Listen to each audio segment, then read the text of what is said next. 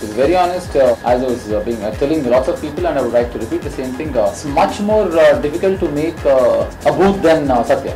It would be obviously my utmost pleasure indeed working with master craftsman, somebody like Ramuji.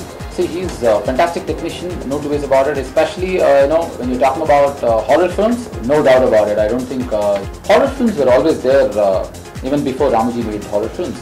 But I personally think he gave a certain kind of dignity to horror cinema, because I'm not saying earlier makers didn't give dignity. They were fantastic makers like Ramses and all that stuff, I know two ways about it.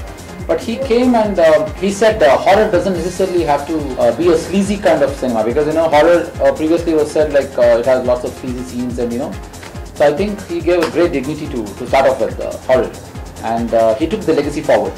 He made fantastic films after that. As you know, it can be Bhoot, Fook, and rest of the stuff. Being part of Bhoot Returns is the highest super kick and super high, because I get to work with the best of the makers of a country, especially in this genre. A master craftsman, and is given a greatest tool called 3D. Imagine what extent he can.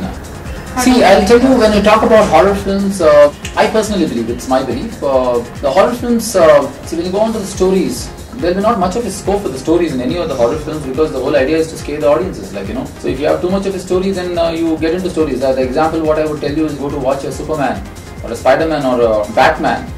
You want the Batman, Spider-Man and Superman to fly right from the scene 1 to scene 70. So when you go to watch a horror film, the whole idea is to get scared. So if there is too much of a story, to unfold it, to tell it, and to get into the details of it, then it takes a lot of a time. You can't scare. To start off with, it can be Bhoot, Fook, or Bhoot Returns. I would say absolutely there will be no familiarity, except the only fact that it belongs to one genre of films called horror. Apart from that, I don't think they have any similarities. But any story, especially connected to horror films, they all sound the same. You take Exorcist, you take Omen, or you take any of the films. They all sound the same. It's all about the presentation. I've been part of lots of cinema. I was just trying to think, was there any better human being I've worked with? Without a thought, I would say no. I think she's the best human being. And coming back to as an actress, I don't care if a human being is good. You want the actor to also to be good. And I think she's one of the finest actors I've worked with. And sharing what kind of a relation while working on the sets, obviously it has to be better be good, because you're working with the best of the best called Ram Gopal Verma. Ramuji is there. So obviously everything has to fall into place. Well, all the things what you asked me, he's the one who taught me.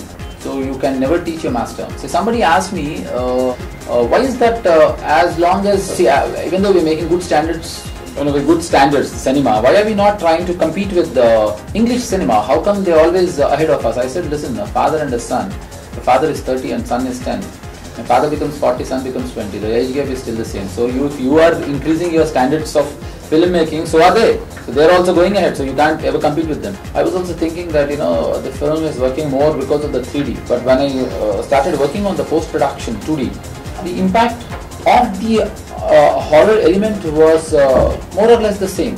But this added, the 3D effect added to the maximum. If you ask me what is the one USP or one unique selling point of the film, it's very difficult to say. I think it's an experience.